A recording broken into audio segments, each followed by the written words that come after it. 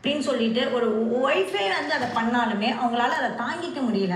இந்த நாகிங்லாம் விட்டுட்டு அப்படியே அந்த ஜெயிலில் அடைச்ச மாதிரி எப்போதும் அவங்களோட கண்காணிப்புலேயே இருக்குமா, அது ஐயோ இதுலேருந்து விடுதலை பெற மாட்டோமா அப்படின்னு சொல்லிட்டு அவங்க எங்கே போய் விடுதலை பெறுவாங்க? இதை யார்ட்டையாவது சொல்லணுமே, இதை யார்ட்டையாவது பகிரணுமே, இதை யாராவது சரியாக புரிஞ்சுக்கணுமே அப்படிங்கிறப்ப இன்னொரு பெண் சரியாக புரிஞ்சுக்கிறாங்க.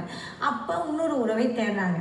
இதெல்லாம் தாண்டி தான் அப்புறம் ஒரு தாயோட அரவணைப்பு அப்படிங்கிறப்ப அவங்களுக்கு அந்த ஆண்களுக்கு ரொம்ப பிடிக்கும். அந்த தாயோட அரவணைப்பு, அந்த தன்னோட தாய் சாயல்லையோ அந்த அன்பு வந்து அவங்கள்ட்ட கிடைச்சிது அப்படின்னா கண்டிப்பாக அந்த ஆண் வந்து அந்த தாயோட சாயலில் இருக்கிற ஒரு பெண் தன்னோட மனைவியை தாண்டி ஒரு பெண் இருக்கிறது அப்படிங்கிறத தாண்டி தான் போகிறாங்க.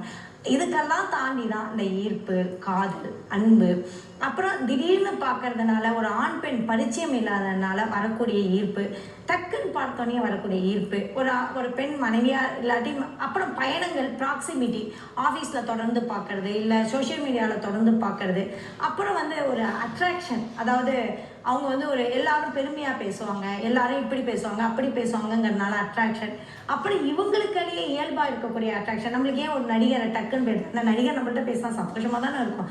இப்போ கூட நான் வந்து அரவிந்த் சாமி அப்படின்னா அரவிந்த் சாமி அப்படின்பேன். சின்ன வயசில் அந்த இம்பேக்ட் இருக்கும். அதேமாரி ஒரு பெண்ணுக்கு வந்து ஒரு ஆண் அப்படின்னா நயன்தாரா, அந்த ஈர்ப்பு வந்து சக ஆண் பெண்கள்கிட்டையும் ஈர்ப்படும். அந்த ஈர்ப்பு வந்து ப்ராக்சிமிட்டி மூலமாக ஒரு அஃபராக மாறுது. So can you believe youngest person who got certified from my workshop is 12 years old and the oldest person who got certified for. So இதெல்லாம் அஃபர். நம்ம அஃபர்னாலே உடனே அவங்க 2 பேரும் ஒரு ஓயோ ரூமுக்கு போயிடுவாங்க, மறுநாளே அது பண்ணிடுவாங்க. அப்படி அஃபர் ஏற்படுறதே இல்லை. அந்த மாதிரி அஃபர்ஸ் வந்து ரொம்ப ரொம்ப மினிமம் தான். அதுவும் இல்லாமல் இல்லை, மினிமம் தான். ஆனால் பெரும்பாலான எமோஷ்னல் அஃபர்ஸ் தான் இங்கே லீட் ஆகுது. Emotional affairs actually physical affairs ஆகுது 3 மாதத்தில் 6 மாதத்தில் 1 வருஷத்தில் நின்றுடும். ஆனால் எமோஷ்னல் அஃபர்ஸ் அவ்வளோ ஈஸி கிடையாது, வெளியில் வரதும் அவ்வளோ ஈஸி கிடையாது. சரி, அப்போனா இஎம்ஐலேருந்து தப்பிக்க முடியாதா? என்ன தான் பண்ணுறது? என்னோட கணவர் இப்படி போயிட்டார், என் மனைவி இப்படி ஆயிட்டா, எனக்கு தற்கொலை பண்ணிக்கணும். நீங்கள் நம்ப மாட்டீங்க, ஒரு டிராஃபிக்கில் சிக்னலில் வந்து என்னை போலீஸ் வந்து வண்டியை நிப்பாட்டாங்க.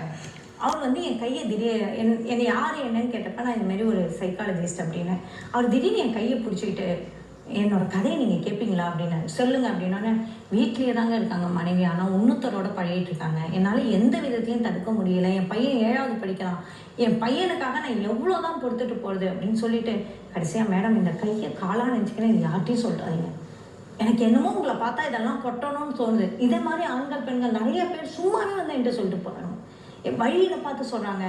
ஏன்னா இந்த ரகசியத்தை காப்போம் அப்படின்னு ஒரு நம்பிக்கை